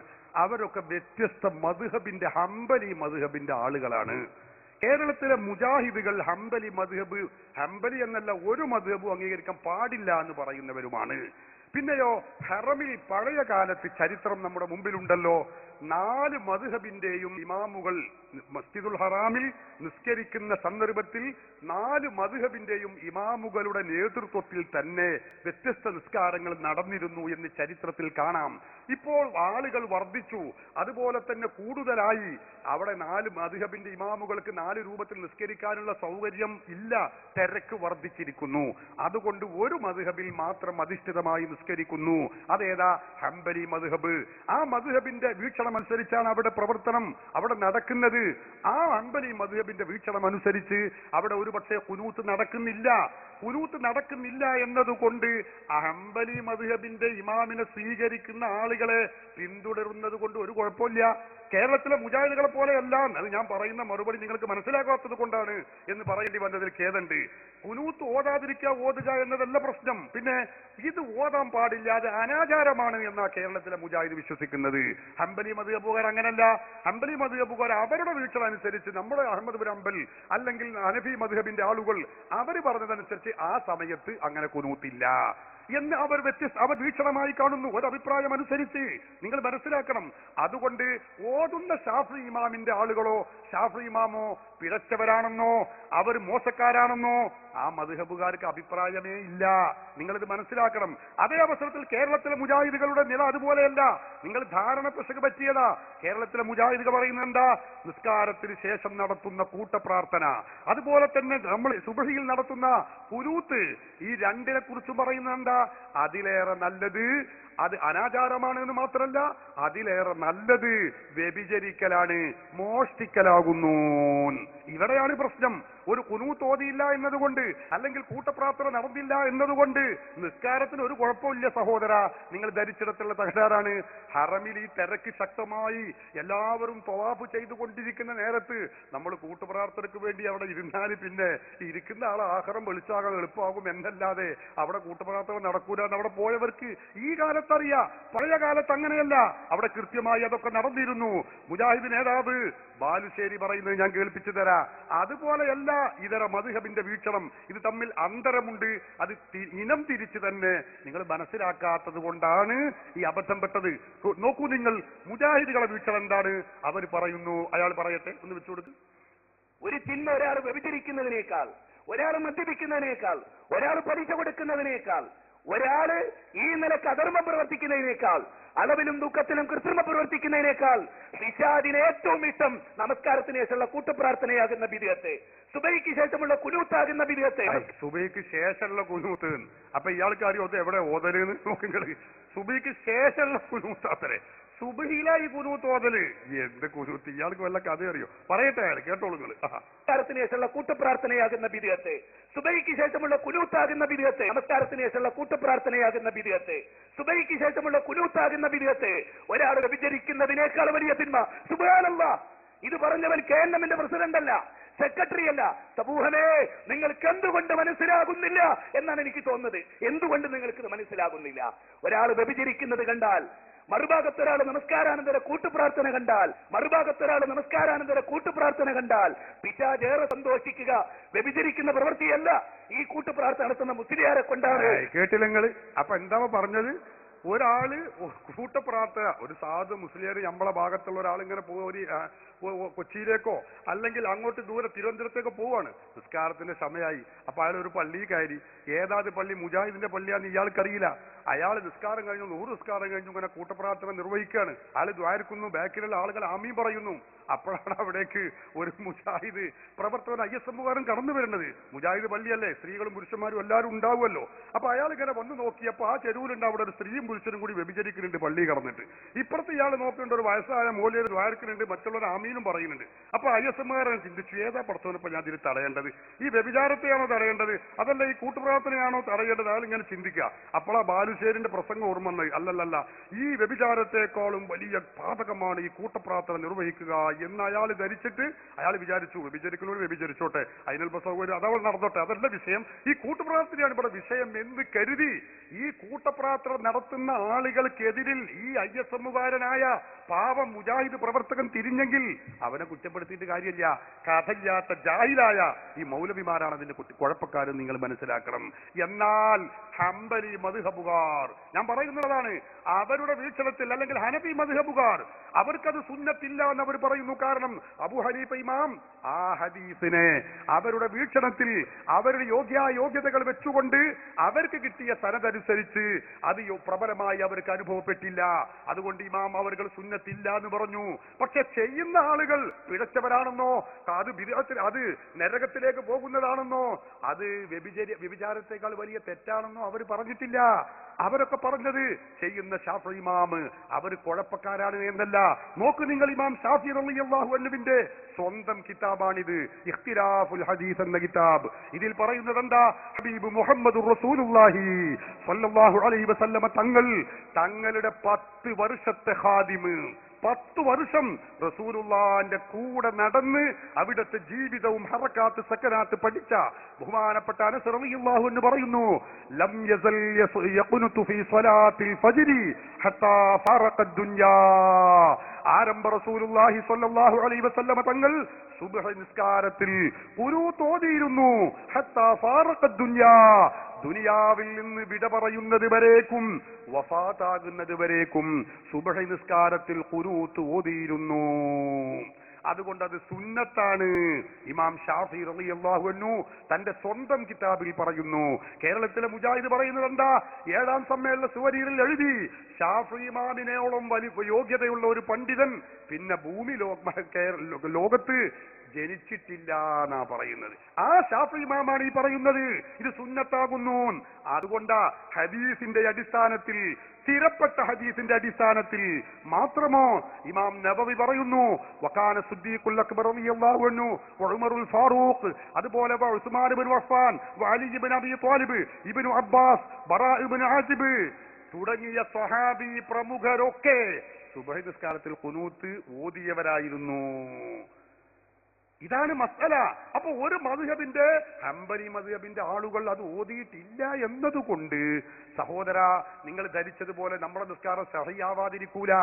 ഇവിടെ വിഷയം അതല്ല. ഞാൻ നേരത്തെ പറഞ്ഞ ചോദ്യത്തിന്റെ ഉത്തരവ് നിങ്ങൾ വേണ്ടതുപോലെ ശ്രദ്ധിക്കാത്തത് കൊണ്ടാണ്. ഖുനൂത്ത് അത് സുന്നത്താണ്. ആ മദ്ഹബ് അനുസരിച്ച് അവർ സുന്നത്തായി അഭിപ്രായപ്പെടുന്നില്ലെങ്കിൽ അവരെ നമ്മൾ തുടർന്നു എന്നതുകൊണ്ട് നമ്മുടെ നിസ്കാരത്തിന് കുഴപ്പം പറ്റൂല. അതേ അവസരത്തിൽ മുജാഹിദുകളുടെ നിസ്കാരം ശരിയല്ല എന്ന് ഞങ്ങൾ പറയാനുള്ള കാരണം അവർ സ്വീകരിക്കേണ്ട നിബന്ധനകൾ, നിസ്കാരത്തിനുണ്ടായിരിക്കേണ്ട നിബന്ധനകൾ, ആ നിബന്ധനകളൊക്കെ വെട്ടിമുറിക്കുന്നു. ജുമുഅക്ക് വെള്ളിയാഴ്ച നിർവഹിക്കുന്ന ജുമുഅയുടെ ഖുതുബ അറബി ഭാഷയിൽ നിർവഹിക്കണമെന്ന് ഇസ്ലാം പഠിപ്പിക്കുന്നു. പക്ഷേ മുജാഹിദുകളോ അത് കേവലം മലയാളത്തിൽ മാത്രമാക്കുന്നു. ഇത് ഇസ്ലാം പഠിപ്പിച്ച ഖുതുബയല്ല. 4 മദ്ഹബിലും അങ്ങനെ ഇല്ല. ഒരൊറ്റ മദ്ഹബും പഠിപ്പിച്ചിട്ടില്ല. 1300 കൊല്ലത്തെ ഇസ്ലാമിക ചരിത്രത്തിൽ ഇല്ലേ ഇല്ല ഖുതുബ മലയാളത്തിലോ മാതൃഭാഷ അറബിയല്ലാത്ത ഭാഷയിലോ നിർവഹിച്ച ചരിത്രമില്ല എന്ന് ഞാൻ പറയല്ല. കേരളത്തിലെ മുജാഹിദ് സ്ഥാപിച്ച വ്യക്തിയാണ് KM മൗലവി. ആ KM മൗലവി എഴുതിയ പുസ്തകമാണ് ജുമുഅ ഖുതുബ. ഈ പുസ്തകത്തിൽ നമുക്ക് ഇവിടെ കാണാൻ കഴിയും. അദ്ദേഹം തന്നെ പറയുന്നു, വലാകിൻ ഹാഹുന ശൈഉൻ ആഖർ യംബഗി അൽഇൽതിഫാതു ഇലൈഹി വഹുവ അന്നാ ലം നജിദ് ഫീ കിതാബിൻ മിനൽ കുതുബി അന്ന സലഫ സ്വാലിഹ മിന സ്വഹാബത്തി വത്താബിഈന വതാബിഈഹിം കാനൂ ഫീ ബിലാദിൽ അജ്മി ഹീനമാ യഖ്തുബൂനൽ ഖുതുബൽ മശ്റൂഅ. ദീർഘമായ ഫത്വ, അതിന്റെ വിവർത്തനം അല്പം തിരുത്തലോടെയാണെങ്കിലും മുജാഹിദ് പ്രസിദ്ധീകരിച്ചിരിക്കുന്നു. എങ്കിലും ഇവിടെ ശ്രദ്ധിക്കേണ്ടുന്ന മറ്റൊരു കാര്യമുണ്ട്. എന്താണത്? അത് സ്വഹാബികൾ, താബിഉകൾ, തബഉ താബിഉകൾ എന്നീ സൽവൃത്തരായ മുൻഗാമികൾ ആരും ഖുതുബ അറബിയല്ലാത്ത ഭാഷയിൽ നിർവഹിച്ച ചരിത്രമില്ല. നോക്ക് നിങ്ങൾ. അപ്പൊ സ്വഹാബത്ത് പഠിപ്പിച്ചിട്ടില്ല, താബിഈ പഠിപ്പിച്ചിട്ടില്ല, തബഉ താബിഈ സൽവർത്തരായ മുൻഗാമികൾ ആരും പഠിപ്പിച്ചിട്ടില്ല. 1300 കൊല്ലക്കാലം അറബി അല്ലാത്ത ഭാഷയിൽ നിർവഹിച്ചിട്ടില്ല. അതിനെയാണ് തകിടം മറിക്കുന്നത് മുജാഹിദുകൾ, എന്നിട്ട് മലയാളത്തിലാക്കുന്നത്. അപ്പോ ഒരു കുനൂത്ത് ഒഴിവാക്കിയ ഹംബലി മദ്ഹബുകാര് അവരുടെ അല്ലെങ്കിൽ ഹനഫി മദ്ഹബുകാര് കുനൂത്ത് ഒഴിവാക്കിയത് കൊണ്ട് അവരെ പിന്തുടർന്ന് നിസ്കരിക്കുന്നവരെ പോലെയല്ല മുജാഹിദിന്റെ പിന്നിൽ തുറന്ന് നിസ്കരിക്കുന്നവർ. മുജാഹിദുകൾ എന്ന് പറഞ്ഞാൽ ലോക മുസ്ലിമീങ്ങൾ അഹ്ലുസുന്ന പ്രസ്ഥാനം മുഴുവനും മുശ്രിക്കുകളാണ്, കാഫിറുകളാണ് എന്ന് പറയുന്നവരും അത് പഠിപ്പിക്കുന്നവരുമാണ്. കേരളീയ മുസ്ലിമീങ്ങളൊക്കെ അവരൊക്കെ നരകത്തിലാണ്, അവരൊക്കെ കാഫിറുകളാണ്. കേരളത്തിലെ മുജാഹിദ് പഠിപ്പിക്കുന്ന ആശയം ഇതാണ്. മുസ്ലിമീങ്ങളെ കാഫിറും മുശ്രിക്കുമാക്കുന്ന മുജാഹിദുകൾ അവരെ പിന്നിൽ തുറന്ന് നിസ്കരിച്ചാൽ എങ്ങനെ നിസ്കാരം സഹിയാവോ? റസൂലുള്ളാഹി സ്വല്ലല്ലാഹു അലൈഹി വസല്ലം പഠിപ്പിച്ചതെന്താ? മുസ്ലിം കാഫിറല്ലാത്ത ഒരു മനുഷ്യരെ കാഫിർ എന്ന് വിളിച്ചാൽ ഫഖദ് ബാഅ ബിഹി അഹദുഹുമാ, രണ്ടാൽ ഒരാൾ കാഫിറായിന. വിളിക്കപ്പെട്ടവൻ കാഫിർ അല്ലെങ്കിൽ വിളിച്ചവൻ കാഫിറാണ്. അല്ല, മുജാഹിദുകൾ സുന്നികളെ കാഫിർ എന്ന് വിളിക്കുകയാണെങ്കിൽ കാഫിറായ ആളും പിന്നെ മുസ്ലിമായ ആളും തമ്മിൽ നിസ്കരിച്ചാൽ നിസ്കാരം എങ്ങനെ ആ ജമാഅത്ത് സഹിയാവോ? എന്താണ് ഈ പറയുന്നത്? ആ നിസ്കാരം സഹിയാവോ? അപ്പൊ അതുകൊണ്ട് കേരളത്തിലെ മുജാഹിദുകളുടെ വിശ്വാസം ഈ പറഞ്ഞ നിബന്ധനകളൊക്കെ ലംഘിക്കുന്നു എന്നതിന് പുറമെ അഹ്ലുസുന്നത്തി വൽ ജമാഅത്തിന്റെ ആളുകളായ കേരളീയ മുസ്ലിമീങ്ങൾ പ്രത്യേകിച്ചും ലോക അഹ്ലുസുന്ന പ്രസ്ഥാനം മുഴുവനും മുശ്രിക്കാണ്, കാഫിറാണ്. അവർ അബൂജഹലിനേക്കാളും വലിയ മുശ്രിക്കുകളാകുന്നു എന്ന് വിശ്വസിക്കുന്നവരാണ് കേരളത്തിലെ മുജാഹിദുകൾ. അതുകൊണ്ട് തന്നെ ഈ നിസ്കാരം എന്നൊക്കെ പറയുന്നത് മുസ്ലിങ്ങൾ തമ്മിൽ നടത്തുന്ന പരിപാടിയാണ്. അങ്ങനെ മുശ്രിക്കാക്കുന്ന ആളുകളെ പിന്തുടർന്ന് നിസ്കരിക്കാൻ ഇസ്ലാമിൽ ഒരു വകുപ്പുമില്ല. ഇമാം നവവി തന്റെ ശറഹ് മുസ്ലിമിൽ പറഞ്ഞിട്ടുണ്ട്, ഇമാം ഇബ്നു ഹജർ തങ്ങൾ തുഹഫയിൽ പറഞ്ഞിട്ടുണ്ട്, ഗൗസുൽ ആലം ഷെയ്ഖ് ജീലാനി തങ്ങൾ തന്റെ ഉന്നത്തു താലിബീനിൽ പറഞ്ഞിട്ടുണ്ട്, ഇമാം ഇബ്നു ഹജർ തങ്ങൾ തന്റെ സവായിഖുൽ മുഹരിഖയിൽ പറഞ്ഞിട്ടുണ്ട്. എല്ലാ കിതാബിലും ഇത് കാണാവുന്നതാണ്. അസ്സലാമു അലൈക്കും. ബഹുമാനപ്പെട്ട പണ്ഡിതനോട് ചോദിക്കാനുള്ളത് ഞാൻ ചോദിച്ചതും അത് തന്നെയാണ്. അതായത് ഇവിടുന്ന് ഹജ്ജിന് പോകുമ്പോൾ നമ്മളപ്പോൾ മദ്ഹബ് മാറണം. എന്റെ വല്യമ്മ അല്ലെങ്കിൽ എന്റെ വല്യപ്പ അല്ലെങ്കിൽ എന്റെ വാപ്പ 60 വയസ്സ് 70 വയസ്സ് ജീവിച്ചിരുന്ന് ഒരു മദ്ഹബിന്റെ കീഴിൽ ജീവിച്ച അത് പിൻപറ്റിയ നിങ്ങളെ പിൻപറ്റിയ ആ വാപ്പ പോകുമ്പോൾ വേറൊരു മദ്ഹബ് പിൻപറ്റിയിട്ട് വേണം നമുക്ക് ഹജ്ജിന് പോകണമെങ്കിൽ. അതായത് പുത്തൻ ബാദി, അല്ലെങ്കിൽ നമ്മൾ വേറൊരു മദ്ഹബ് പിൻപറ്റിയിട്ട് വേണ്ടേ നമ്മൾ ഹജ്ജിന് പോകുന്നത്? എനിക്ക് അറിയില്ലാത്തതും കൊണ്ട് ചോദിക്കുന്നതാണ്, എന്റെ അറിവില്ലായ്മ കൊണ്ട് ചോദിക്കുന്നത്. പറഞ്ഞു തന്നാൽ നന്നായിരിക്കും. വളരെ എനിക്കതിനെ കുറിച്ച് നല്ലോണം അറിയാം. ഞാൻ പഠിച്ചു വന്നതാണ്. നിങ്ങൾ ചോദിക്കുന്നതിൽ എനിക്ക് നല്ല സന്തോഷമേ ഉള്ളൂ. അങ്ങനെ എനിക്ക് ചോദിക്കുന്നവരോട് വലിയ താല്പര്യമാണ്. എന്താണ്, ഇവിടുന്ന് പോകുമ്പോ തന്നെ ഹജ്ജിന് മദ്ഹബ് മാറിക്കൊണ്ടല്ലേ പോകുന്നത്? ഞാൻ പറയുന്നു, അങ്ങനെ പോകുമ്പോ തന്നെ മദ്ഹബ് മാറിക്കൊള്ളണം എന്ന നിയമമൊന്നും ഇസ്ലാമിലില്ല. അങ്ങനെ ഒരു യാത്രാ നിബന്ധന ആരും പറയാറും ഇല്ല. ഇവിടുത്തെ വിഷയം എന്താണെന്ന് ചോദിച്ചാൽ നമ്മൾ മനസ്സിലാക്കണം, തവാഫ് ചെയ്യുന്ന നേരത്ത് തിരക്ക് കൂടുന്ന സന്ദർഭത്തിൽ സ്വന്തം ഭാര്യ അതുപോലെ തന്നെ വേണ്ടപ്പെട്ടവരൊക്കെ നമ്മുടെ കൂടെ ഉണ്ടാകുമല്ലോ. അപ്പൊ ശാഫിഈ മദ്ഹബ് അനുസരിച്ച് ഭാര്യയെ തൊട്ടാൽ ഉളു മുറിയും, നമുക്കറിയാം. എന്നാൽ ഹനഫി മദ്ഹബിൽ ഉളു മുറിയുകയില്ല. അപ്പൊ ഹജ്ജിന് പോകുന്ന സന്ദർഭത്തിൽ നമുക്ക് 2 രൂപത്തിൽ ചെയ്യാം. ശാഫിഈ മദ്ഹബിൽ തന്നെ തൊട്ടാൽ ഭാര്യയെ തൊട്ടാൽ ഉളു മുറിയുകയില്ല എന്ന വീക്ഷണം പിൻപറ്റിക്കൊണ്ട് ഹജ്ജ് ചെയ്യാം. അങ്ങനെ കഴിയുന്നവർക്ക് അങ്ങനെ ചെയ്യാം. അല്ലെങ്കിൽ ഹനഫി മദ്ഹബിനെ പിൻപറ്റിക്കൊണ്ട് അതിനെ തഖ്ലീദ് ചെയ്തുകൊണ്ട് തവാഫ് പൂർത്തിയാക്കാം. അതിനൊന്നും ഒരു കുഴപ്പമില്ല. ഈ തവാഫിന്റെ വിഷയത്തിൽ മാത്രം ബാധിക്കുന്ന ഒരു കാര്യമാണിത്. അതല്ലാതെ നാട്ടിൽ നിന്ന് പുറപ്പെടും, ഞാൻ ഹജ്ജിന് പോവാണ്, ഇനി മുതൽ ഞാൻ ഹനഫിയാണ്, ഇന്നെ തുടരുത് മുണ്ടരുത്, ഞാൻ ഹനഫിയാണ് എന്നൊരു വാദമില്ല. അത് നിങ്ങൾ ധരിച്ചെടുത്തുള്ള തകരാറാണ്. ഒന്ന്. രണ്ടാമത് ഹനഫി ആകുന്നതോടുകൂടി പുത്തംവാദിയെന്നാ നിങ്ങൾ പറഞ്ഞത്. അത് ശരിയല്ല സഹോദര, അത് നിങ്ങൾ ധരിച്ചത് തെറ്റാണ്. മദ്ഹബ് 4 മദ്ഹബിൽ ഏത് മദ്ഹബ് സ്വീകരിക്കുന്നതും അഹ്ലുസുന്നത്തി വൽ ജമാഅത്താണ്. ലോക മുസ്ലിമീങ്ങൾ ഇജ്മാ ആയിട്ടുള്ള കാര്യമാണ്, ഏകോപിച്ചിട്ടുള്ള കാര്യമാണത്. അത് ഏത് മദ്ഹബും സ്വീകരിക്കാം. നമ്മൾ കേരളീയരായ ഈ മലബാർ ഏരിയയിലുള്ളവരൊക്കെ ശാഫിഈ മദ്ഹബ് സ്വീകരിക്കുന്നു. തെക്കൻ ഭാഗത്തുള്ള കുറച്ചുകൂടി അങ്ങോട്ട് പോയ ഹനഫി മദ്ഹബ് സ്വീകരിക്കും, അല്ലേ? അങ്ങനെ ലോകത്ത് എല്ലാ രാഷ്ട്രങ്ങളെടുത്ത് പരിശോധിച്ച് നോക്കിയാലും ഔദ്യോഗികമായി ഓരോ മദ്ഹബ് അംഗീകരിച്ചുകൊണ്ടാണ് അവർ പ്രവർത്തിക്കുന്നത്. സൗദി അറേബ്യയിൽ ഹംബലി മദ്ഹബാണ്, UAE-യിൽ മാലിക്കി മദ്ഹബാണ്, മിസ്റിൽ ശാഫിഈ മദ്ഹബാണ്, ഇന്തോനേഷ്യയിൽ ശാഫിഈ മദ്ഹബാണ്, ജോർദാനിൽ, അങ്ങനെ എല്ലാ രാഷ്ട്രങ്ങളിലും ഓരോ മദ്ഹബ് സ്വീകരിച്ചുകൊണ്ട് തന്നെയാണ് അവിടുത്തെ ഫത്വയും അമലും. കേരളത്തിലെ മുജാഹിദുകൾ മാത്രമാണ് അതിൽ നിന്ന് പുറംതിരിഞ്ഞു നിൽക്കുന്നത്. ഞാൻ പറയുന്നത്, അപ്പൊ ഹജ്ജിന് പോയാൽ ഈ ഉളുവെടുത്ത് ഉളു മുറിയും എന്ന് പറയുന്ന ഈ മസ്അലയിൽ നമുക്ക് തിരക്ക് കൂടുന്ന സന്ദർഭത്തിൽ തിരക്ക് ആദ്യമൊക്കെ ചെല്ലുമ്പോൾ തിരക്കൊന്നും ഉണ്ടാവില്ല. അപ്പൊ നമ്മൾ ഷാഫി മദ്ഹബ് അനുസരിച്ച് തന്നെ തവാഫ് ചെയ്യാം. നമ്മളൊക്കെ എത്രയോ ചെയ്തതുമാണ്. ഹജ്ജിന്റെ സീസണായ തിരക്ക് കൂടും.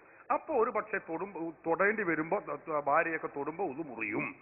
ഉതു മുറിയുമെങ്കിൽ നമുക്ക് ഉതു എടുക്കാൻ പോയാൽ പിന്നെ തിരിച്ചു വരുമ്പോൾ പിന്നെയും തിരക്കന്നെ, പിന്നെയും മുറിയും. അങ്ങനെ പോവാൻ വരിക. അത് മുറിയാനും ഉതുർക്കാനും തന്നെ ഉനക്ക് നേരം ഉണ്ടാവുള്ളൂ. തവാഫ് പൂർത്തിയാക്കാൻ നേരം ഉണ്ടാവില്ല. അതിനാണ് പണ്ഡിതന്മാർ പറഞ്ഞത് ഈ ഘട്ടത്തിൽ അബൂ ഹനീഫ ഇമാമിന്റെ മദ്ഹബ് സ്വീകരിക്കുന്നതിന് ഒരു കുഴപ്പമില്ലല്ലോ. അത് പുത്തൻവാദിയല്ല. നിങ്ങൾ ധരിച്ചെടുത്ത് തകരാറാണ്. മുജാഹിദുകളെ പോലെയല്ല ഈ ഹനഫി മദ്ഹബ് എന്ന് പറയുന്നത്. അത് സാക്ഷാൽ അഹ്ലുസുന്നയാണ്. ഹനഫി 4 മദ്ഹബും അങ്ങനെയാണ്. വഹാബികൾ എന്ന് പറഞ്ഞാലോ മുജാഹിദ് എന്ന് പറഞ്ഞാലോ 4 മദ്ഹബിന്റെയും പുറത്തുള്ള ഒരു പുതിയ വഹാബി മദ്ഹബ. അതിന് ഇസ്ലാമിന്റെ പിന്തുണയില്ല. അത് ലോക മുസ്ലിമീങ്ങളെ കാഫിറാക്കുന്ന മദ്ഹബാണ്. ലോക മുസ്ലിമീങ്ങളെ മുശ്രിക്കാക്കുന്ന പ്രസ്ഥാനാണ്. ഇതാണ് കേരളത്തിലെ മുജാഹിദുകളും 4 മദ്ഹബും തമ്മിലുള്ള വ്യത്യാസം എന്ന് നിങ്ങൾ മനസ്സിലാക്കണം. അപ്പൊ അതുകൊണ്ട് ഈ 4 മദ്ഹബിൽപ്പെട്ട ഏത് മദ്ഹബും സ്വീകരിക്കാം. പക്ഷേ 4 മദ്ഹബിലും സുഖമുള്ളത് മാത്രം എടുക്കുക എന്ന ദുരുദ്ദേശം ഉണ്ടാവാൻ പാടില്ല എന്നാണ് നമുക്ക് അതേക്കുറിച്ച് പറയാനുള്ളത്. അത് പണ്ഡിതന്മാരെല്ലാവരും രേഖപ്പെടുത്തി വെച്ചിട്ടുമുണ്ട്. എന്നാൽ 4 മദ്ഹബ് എങ്ങനെയാണ് ഉണ്ടായത്? എല്ലാ വിഷയത്തിലും 4 മദ്ഹബാണ് എന്നും ചോദ്യകർത്താവ് ധരിക്കേണ്ടതില്ല. മുജാഹിദുകൾ സാധാരണ പറയും ഈ ഇസ്ലാമിനെ വെട്ടിമുറിച്ചുകൊണ്ട് ആകെ 4 മദ്ഹബും അതുപോലെ തന്നെ എല്ലാ വിഷയത്തിലും വെട്ടിമുറിച്ചു എന്നൊക്കെ പറയും. അതൊക്കെ കുപ്രചരനാണ്. ഇസ്ലാമിൽ ഏറെക്കുറെ വിഷയങ്ങളിലൊക്കെ 4 മദ്ഹബും ഒരേ അഭിപ്രായക്കാരാണ്. ചുരുങ്ങിയ വിഷയങ്ങളിലാണ് 2 അഭിപ്രായമുള്ളത്. വളരെ ചുരുങ്ങിയ വിഷയങ്ങളിലാണ് 3 അഭിപ്രായമുള്ളത്. വളരെ ചുരുങ്ങിയ വിഷയങ്ങളിൽ മാത്രമേ 4 അഭിപ്രായമുള്ളൂ. മുജാഹിദ് പറയുമ്പോ തോന്നും എല്ലാ വിഷയവും ഇസ്ലാമിൽ 4 അഭിപ്രായം മാത്രമാണ്. അങ്ങനല്ല. അത് ധാരണ പിശകാണ്, ശരിയല്ലാത്തത് പോലെ, ചരിത്രം പഠിക്കാത്തത് കൊണ്ടാണ്. ഈ വീക്ഷണ വ്യത്യാസങ്ങൾ എങ്ങനെ വരുന്നു? ഇമാം ഹാഫിള് ജലാലുദ്ദീൻ സുയൂത്തി റഹിമഹുള്ള ഇതിനു വേണ്ടി സ്വന്തം ഒരു ഗ്രന്ഥം തന്നെ രചിച്ചിട്ടുണ്ട്. ജസീറുൽ മവാഹിബ് ഫി ഇഖ്തിലാഫിൽ മദാഹിബ്. അതിന്റെ 101-ാമത്തെ പേജിൽ രേഖപ്പെടുത്തി വെച്ചത് കാണാം. ഇത് പരിശുദ്ധ ഖുർആനിന്റെ അതുപോലെ ഹദീസിന്റെ അതിന്റെ വ്യാഖ്യാനം പറയുന്നിടത്ത് സ്വഹാബികൾക്കുള്ള അഭിപ്രായ വ്യത്യാസമാണ് മദ്ഹബുകൾ തമ്മിലുള്ള വ്യത്യാസം. അല്ലാതെ ഷാഫി ഇമാമു അബൂ ഹനീഫ ഇമാമു അവർക്ക് തോന്നിയതുപോലെ പറഞ്ഞതല്ല. ആ സ്വഹാബത്തിന്റെ ഖിലാഫുകൾ, അവർ അഭിപ്രായ വ്യത്യാസമായത് ഏതോ അതുപോലെ തന്നെയാണ് മദ്ഹബുകൾ തമ്മിലുള്ള അഭിപ്രായ അന്തരം. അപ്പൊ അതൊന്നും ഖുർആനിന്റെ പുറത്തല്ല, സുന്നത്തിന് പുറത്തല്ല. ഖുർആനിന്റെയും സുന്നത്തിന്റെയും ശരിയായ പകർപ്പുകളാണ്. അതേ അവസരത്തിൽ കേരളത്തിലെ മുജാഹിദുകളോ, നിങ്ങൾ മനസ്സിലാക്കണം, മുജാഹിദുകൾ അങ്ങനെയല്ല. മുജാഹിദ് പ്രസ്ഥാനം എന്ന് പറഞ്ഞാല് 4 മദ്ഹബുകളെയും തള്ളിക്കൊണ്ട് പുതിയ ഒരാശയം സ്വീകരിക്കുന്നവരാണ്. മുസ്ലിമീങ്ങൾ കാഫിറാണ്, മുശ്രിക്കാണ് എന്ന ആശയം സ്വീകരിക്കുന്നവരാണ് എന്ന് നിങ്ങൾ ഓർക്കണം. കേരളത്തിൽ ഈ പ്രസ്ഥാനം, കേരളത്തിൽ എന്നല്ല ലോകത്ത് വഹാബി പ്രസ്ഥാനം സ്ഥാപിച്ച വ്യക്തിയാണ്, നമുക്കറിയാമല്ലോ, ഇബ്നു അബ്ദുൽ വഹാബ് എന്ന് പറയുന്ന വ്യക്തി. ആ ഇബ്നു അബ്ദുൽ വഹാബ് അദ്ദേഹം തന്നെ പറയുന്നത് എന്താ? ചിന്തിക്കണം നിങ്ങൾ. അദ്ദേഹം പറയുന്നു വനഹനു ഐളൻ ഫിൽ ഫുറൂഇ അലാ മദ്ഹബിൽ ഇമാമി അഹ്മദ് ബിൻ ഹംബൽ. ഞങ്ങൾ വഹാബികൾ അഹ്മദ് ബിൻ ഹംബലിന്റെ മദ്ഹബ് അനുസരിച്ച് ജീവിക്കുന്നവരാണ് ഞങ്ങൾ. ആരാ പറയുന്നത്? ഇവർ പ്രസ്ഥാനം ഉണ്ടാക്കിയ ഇബ്നു അബ്ദുൽ വഹാബ് പറയാ ഞങ്ങളൊക്കെ ഹംബലി മദ്ഹബിന്റെ ആളാണ്. വലാ നുൻകിറു അലാ മൻ ഖല്ലദ ഇമ്മത്തൽ അർബഅ ദൂന ഗൈരിഹിം. 4 മദ്ഹബിൽപ്പെട്ട ഏതെങ്കിലും ഒരാളെ അംഗീകരിക്കാം. 4 മദ്ഹബ് ദൂന ഗൈരിഹിം, 4 മദ്ഹബിന്റെ പുറത്തുള്ള മദ്ഹബ് സ്വീകരിക്കാൻ പറ്റൂല. 4 മദ്ഹബിൽപ്പെട്ട ഏതെങ്കിലും ഒരു മദ്ഹബിനെ ഒരാൾ സ്വീകരിച്ചോ ഞങ്ങൾ അയാളെ കുറ്റം പറയുകയില്ല. ധാരാ പറയുന്നത് കേരളത്തിൽ അല്ല, ലോകത്ത് വഹാബി പ്രസ്ഥാനം ഉണ്ടാക്കിയ ആള് പറയാണ് ഞങ്ങള് ജനങ്ങളോട് പറയുന്നത് അതാണ്, 4 മദ്ഹബ് സ്വീകരിക്കണമെന്നാണ്. ബൽ നുജ്ബിറുഹും അലാ തഖ്ലീദി അഹദിൽ അഇമ്മത്തിൽ അർബഅ. 4 മദ്ഹബിൽപ്പെട്ട ഏതെങ്കിലും ഒരു മദ്ഹബ് സ്വീകരിക്കണമെന്നാണ് ഞങ്ങൾ ജനങ്ങളോട് പറയുന്നത്. ആരാത് പറയുന്നത്? കേരളത്തിലെ മുജാഹിദുകളുടെ ഈ പ്രസ്ഥാനം ഉണ്ടാക്കിയ വ്യക്തി ഇബ്നു അബ്ദുൽ വഹാബ് പറയുന്നു. കേരളത്തിലെ മുജാഹിദ് പറയുന്നതോ ഒരു മദ്ഹബും സ്വീകരിക്കാൻ പാടൂല, ഒറ്റ മദ്ഹബും സ്വീകരിക്കാൻ ശരിയല്ല, നമ്മളൊക്കെ ഖുർആനിൽ നിന്നും സുന്നത്തിൽ നിന്നും നേരിട്ട് വിധി കണ്ടുപിടിക്കണം. കേരളത്തിലെ മുജാഹിദ് പ്രസ്ഥാനത്തിന്റെ സംസ്ഥാന വൈസ് പ്രസിഡന്റ് സുല്ലമി എഴുതിയ പുസ്തകം എന്റെ കൈവശമുണ്ട്. അയാൾ പറയുന്നത് എന്താ നോക്കൂ നിങ്ങൾ. കേരളത്തിൽ എന്നല്ല, ലോകത്ത് ഏറ്റവും കൂടുതൽ, നിങ്ങൾ ഓർക്കണം, ലോകത്ത് ഏറ്റവും കൂടുതൽ ശാഫിഈ ഇമാമിന്റെ യോഗ്യത പോലെയുള്ള, അതായത് മുത്ലഖ് മുജ്തഹിദ് എന്ന് പറയും, അങ്ങനെ യോഗ്യത എത്തിച്ച ആളുകൾ കേരളത്തിലാത്ര ഉള്ളത്. ഞാൻ വായിച്ചു കേൾപ്പിച്ചേരാ, കേട്ടോളൂ. അങ്ങനെ ഇന്ന് ലോകത്ത് ഏറ്റവും കൂടുതൽ തനി മുജ്തഹിദുകളുള്ള, അതായത് മുജ്തഹിദ് മുത്ലഖ്, നമുക്ക് തെരിയുന്ന ഭാഷയിൽ പറഞ്ഞ ശാഫിഈ ഇമാമിന്റെ യോഗ്യത എത്തിച്ച ആളുകൾ, അങ്ങനെയുള്ള ആളുകൾ ആ പ്രദേശം നമ്മുടെ കൊച്ചു കേരളം തന്നെയാണെന്നതിൽ സന്ദേഹമില്ല. ഏറ്റവും കൂടുതൽ മുജ്തഹിദുള്ളത് കൊച്ചു കേരളത്തിലാണ്. ആരൊക്കെ? നമ്മുടെ മസ്ജിദുകളിലെ നൂറുകണക്കിന് ഖതീബുമാരും പ്രബോധന വിഭാഗത്തിന്റെ കീഴിലുള്ള അനേകം പ്രബോധകരും ജംഇയ്യത്തുൽ ഉലമയിലെ മുഴുവൻ അംഗങ്ങളും ഒരു മദ്ഹബും സ്വീകരിക്കാതെ ഇജ്തിഹാദ് നടത്തുന്നവരാണല്ലോ. കേരളത്തിലെ മുഴുവൻ മുജാഹിദിന്റെ സർവ്വ പള്ളിയിലെ ഖതീബും ഏത് ഹർക്കത്തിടാതെ വായിക്കാൻ വയ്യാത്ത ഈ മൗലവിമാരല്ലോ ഒക്കെ ഷാഫി ഇമാമിന്റെ യോഗ്യത എത്തിച്ച ആളുകളാ. ജംഇയ്യത്തുൽ ഉലമയിലെ മുഴുവൻ അംഗങ്ങളും ഷാഫി ഇമാമിന്റെ യോഗ്യത എത്തിച്ച ആളുകളാണ് എന്നാ പറയുന്നത്. മുജ്തഹിദ് മുത്തലഖ് എന്ന് പറഞ്ഞാൽ ഇവരെ കൊണ്ട് മുത്തലഖ് മുജ്തഹിദ് കാലുമത്തടഞ്ഞിട്ട് നടക്കാൻ വയ്യാതെ ഇപ്പൊ നമ്മൾ വിഷമിക്കുന്നത്. അത് നിങ്ങൾ അതിനകത്തരം വരണ്ട് എന്നിട്ട് പറയുന്നുണ്ടോ 50 വർഷത്തിനിടയ്ക്ക് ഒരു മതേതര രാഷ്ട്രത്തിൽ നമുക്ക് ആയിരക്കണക്കിന് മുജ്തഹിദ് മുത്തലഖുകളെ വളർത്തിയെടുക്കാൻ കഴിഞ്ഞു. നമ്മളെ നേട്ടം പറയാം, ആയിരക്കണക്കിന് മുത്തലഖ് മുജ്തഹിദ്. എന്നാലോ ഗൾഫ് സലഫികൾക്കോ ഭരണകൂടവും എണ്ണപ്പണവും ഉണ്ടായിട്ട് പോലും പല നൂറ്റാണ്ടുകൾ പിന്നിട്ടിട്ടും ഒരൊറ്റ മുജ്തഹിദ് മുത്തലഖിനെ ഉണ്ടാക്കാൻ സാധിച്ചില്ല.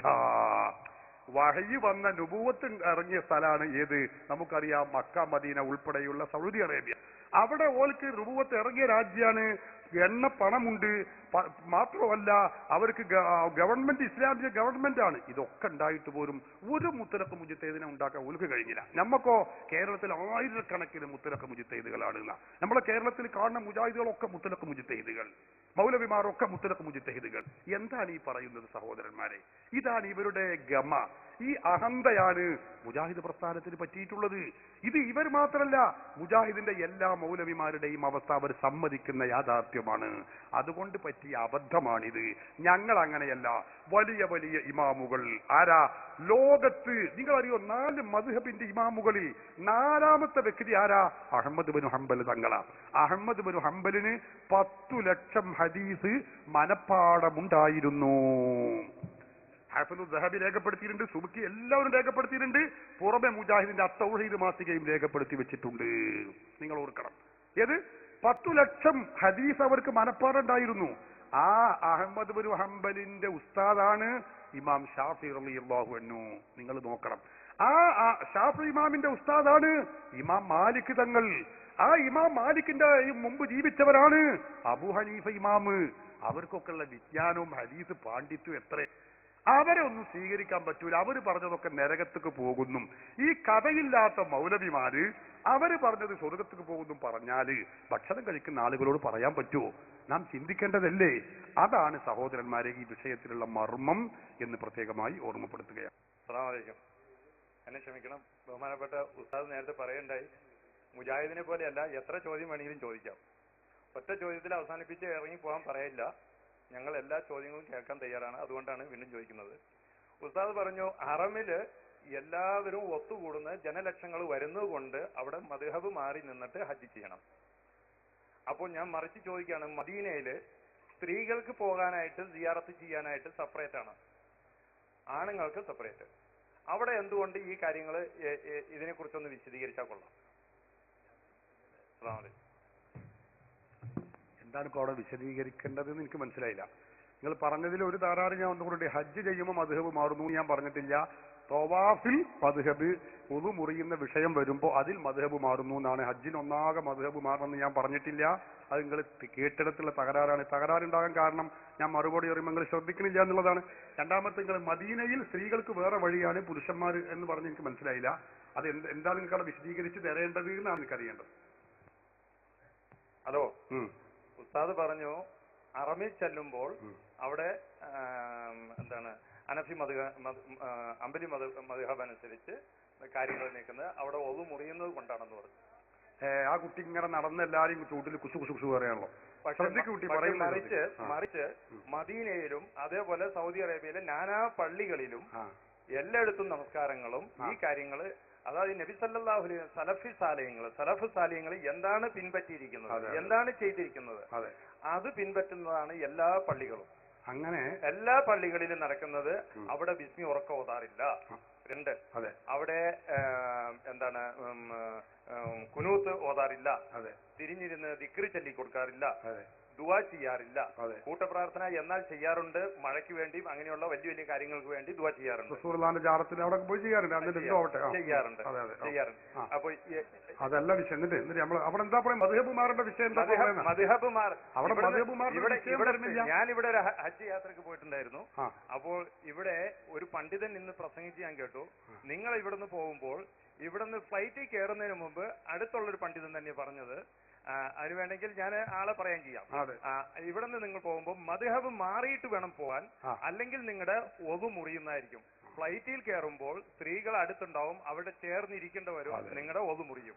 അപ്പോൾ ഇവിടുന്ന് മദ്ഹബ് മാറണ്ടേ, പുത്തൻവാദിയാകണ്ടേ, 75 വയസ്സ് അല്ലല്ല, ഒരു മിനിറ്റ് പ്ലീസ് 75 വയസ്സ് വരെ എന്റെ വാപ്പ ഉമ്മ ചെയ്ത് നിങ്ങളെ പോലെയുള്ള പണ്ഡിതന്മാര് പഠിപ്പിച്ചത് അത് പിൻപറ്റി വന്നിട്ട് ഒരു സുപ്രഭാതത്തില് ഹജ്ജിന് പോകാനായിട്ട് അവിടെ നിന്ന് ഇവിടെ നിന്നെല്ലാം കഷ്ടപ്പെട്ടുണ്ടാക്കിയ പൈസയും കൊണ്ടുവരുമ്പോ പറയാൻ മദ്ഹബ് മാറിക്കോട്ടോ, എന്നാലാണ് ഹജ്ജ് സ്വീകരിക്കുള്ളൂ. തല തടങ്ങുന്നത് ഇങ്ങനെ തടങ്ങണമെന്ന്, നിങ്ങൾ തടങ്ങുന്നത് ഇങ്ങനെയായിരിക്കും. പക്ഷെ യഥാർത്ഥ ഞങ്ങൾ, അതായത് ബിദ്അത്ത് എന്ന് നിങ്ങൾ പറഞ്ഞു, അതായത് മുജാഹിദ് ഞാൻ മുജാഹിദ് ആദർശക്കാരനാണ്. യഥാർത്ഥ ഒരു മുജാഹിദ് ആദർശക്കാരൻ എന്ന് പറഞ്ഞാൽ ഉസ്താദ് തെറ്റിദ്ധരിച്ചു പോയി. സലഫ് സാലിഹ്യങ്ങളെ പിൻപറ്റുന്നവനാണ് അവനാണ് യഥാർത്ഥത്തിൽ മുജാഹിദ്. യഥാർത്ഥ നബി സല്ലല്ലാഹു അലൈഹി വസല്ലമയുടെ സുന്നത്ത് പിൻപറ്റുന്നവനെയാണ് മുജാഹിദ് എന്ന് പറയുന്നത്. അവൻ സലഫ് സാലിഹ്യങ്ങള്, അല്ലാതെ ഉസ്താദ് പറയുന്നതല്ല. ഉസ്താദ് തെറ്റിദ്ധരിച്ചിട്ട് പറയുന്നതാണ്. എനിക്ക് പറയാനുള്ളത് ഞാൻ പറഞ്ഞു. നിങ്ങൾ പറയാനുള്ളത് മാത്രം പറഞ്ഞാൽ പോരാ, ഞാൻ പറയാനുള്ളത് കേൾക്കാനുള്ള മനസ്സും കൂടി നിങ്ങൾക്ക് ഉണ്ടാവണം. അങ്ങനെ ആകുമ്പോഴേ വിഷയം വിജയിക്കുള്ളൂ. നിങ്ങൾ ആ പറഞ്ഞ തനി അബദ്ധമാണ്, അസംബന്ധമാണ് എന്ന് പറയേണ്ടി വന്നതിൽ ഖേദമുണ്ട്. എന്താന്ന് വെച്ചാൽ നിങ്ങൾ പോകരുത്. അതെന്താ അറിയോ, നിങ്ങൾ കേൾക്കാതെ മൂപ്പര് കേൾക്കുന്നുണ്ട്. ഓക്കെ കേൾക്കണം. ഞാൻ പറയുന്നത് കേൾക്കണം, എന്നാലേ അർത്ഥത്തിന്. നിങ്ങളെ വാദം പറഞ്ഞത് കൊണ്ടാവില്ല. അതൊക്കെ എന്താ നിങ്ങൾ നമുക്ക് സുഖത്തിന് വേണ്ടി പറയാം. മുജാഹിദ് ആദർശം എന്ന് പറഞ്ഞാൽ റസൂലിന്റെ സുന്നത്തും സഹാബത്തും പഠിപ്പിച്ചതാണ് എന്ന് നിങ്ങൾ സുഖത്തിന് ഇങ്ങനെ പറയാന്നല്ലാതെ അതൊക്കെ നിങ്ങൾക്ക് നല്ല റാഹത്ത, ഉറക്കം നന്നായി കിട്ടാൻ നന്നായിരിക്കും. അല്ലാതെ അത് ഇസ്ലാമുമായും സത്യവുമായും പുലബന്ധമില്ലാത്ത സംഗതിയാണ് എന്ന് നിങ്ങൾ ഓർക്കണം. അത് നന്നായി എനിക്ക് പറയേണ്ടതുണ്ട്. നിങ്ങൾ അവസരം തന്നതിന് നിങ്ങൾക്ക് വലിയ ഒരു നന്ദി ഞാൻ രേഖപ്പെടുത്താണ് ആദ്യമായിട്ട്. ഒന്ന്. രണ്ടാമത്തത് എന്താന്ന് വെച്ചാൽ, ഇപ്പൊ നിങ്ങളെ ചോദ്യത്തിൽ നിന്ന് ആദ്യം ഞാൻ മറുപടി പറയും. ചോദ്യത്തിൽ നിന്ന് തന്നെ സ്പഷ്ടമായി ഞാൻ പറഞ്ഞ കാര്യമാണ് ഇപ്പൊ അവിടെ ഉള്ളത്. അതായത് ഹജ്ജിന് ഉളു മുറിയുന്ന ഒരു വിഷയമുണ്ട്.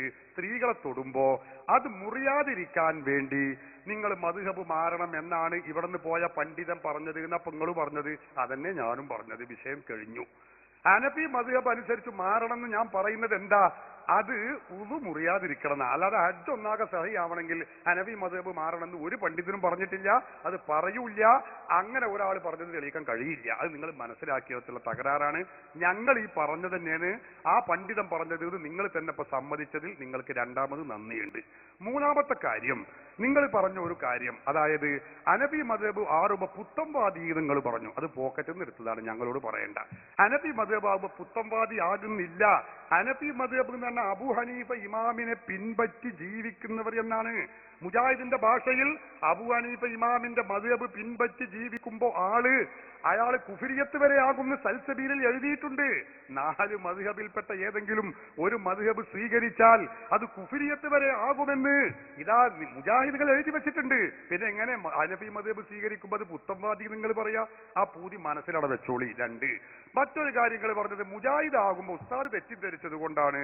മുജാഹിദ് ആകുമ്പോൾ റസൂൽ പഠിപ്പിച്ച സുന്നത്ത് മാത്രം നിർവഹിക്കുന്ന ആളുകളാണ് ഞങ്ങൾ സലഫികൾ എന്നാണ്. സലഫുകളുടെ അഖീദയും വിശ്വാസവും ഞങ്ങൾക്കുള്ളത്. സലഫ് എന്ന് പറഞ്ഞാൽ ആരാ? സഹാബത്ത്, താബിഉകൾ, തബഉ താബിഉകൾ. ഇവർക്ക് ആ സലഫു സ്വാലിഹുകൾ എന്ന് പറയാ. നിങ്ങൾ മനസ്സിലാക്കണം. ഈ സലഫു സ്വാലിഹുകൾ ആരെങ്കിലും, ഞാൻ ചോദിച്ചോട്ടെ, ഒരൊറ്റ പോയിന്റ് 100 പറയാൻ ഇവിടെ ഉണ്ട്. ഇൻഷാ അല്ലാഹ് അതൊക്കെ ഇവിടെ നൽകുന്ന പ്രഭാഷണ സീഡികളിലൊക്കെ നിങ്ങൾ കേട്ടിട്ടുണ്ടാവും, ഇവിടെ വിതരണം ചെയ്യുന്നുണ്ട്. ഒറ്റ കാര്യം ഞാൻ പറയാം. സ്വഹാബികൾ, താബിഉകൾ, തബഉ താബിഉകൾ ആരെങ്കിലും ഒരാൾ ആരംഭ റസൂലുള്ളാഹി സ്വല്ലല്ലാഹു അലൈഹി വസല്ലമ തങ്ങളുടെ ജാറത്തിങ്കൽ പോയി അവിടുന്ന് റസൂലിനെ തവസ്സുലാക്കി പ്രാർത്ഥിച്ചാല്, റസൂലിനോട് ശഫാഅത്ത് തേടിയാല് അയാള് മുശ്രിക്കാകും, കാഫിറാകും, ജൂതനാകും, ക്രിസ്ത്യാനിയാകും എന്ന് പറഞ്ഞ ഒരു സലഫു സാലിഹിനെ കാണിക്കാൻ കേരളത്തിലെ മുജാഹിദുകളുടെ, നിങ്ങളല്ല, നിങ്ങളൊക്കെ അവര് പഠിപ്പിച്ചു തരുന്ന ഷീട്ട് കിട്ടിയ മൗലവിമാര് പറഞ്ഞു തരുന്ന ദുർവ്യാഖ്യാനം മാത്രം കേട്ട് പരിചയമുള്ളവല്ല. ഞങ്ങൾ അങ്ങനെയല്ല.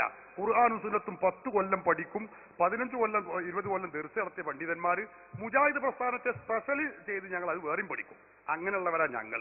നിങ്ങൾക്ക് അതൊന്നും ഭാഗ്യം കിട്ടിയിട്ടില്ല. അള്ളാഹു നിങ്ങൾക്കും ഹിദായത്ത് നൽകട്ടെ എന്ന് ഞാൻ ദ്വാരക്കുകയാണ്.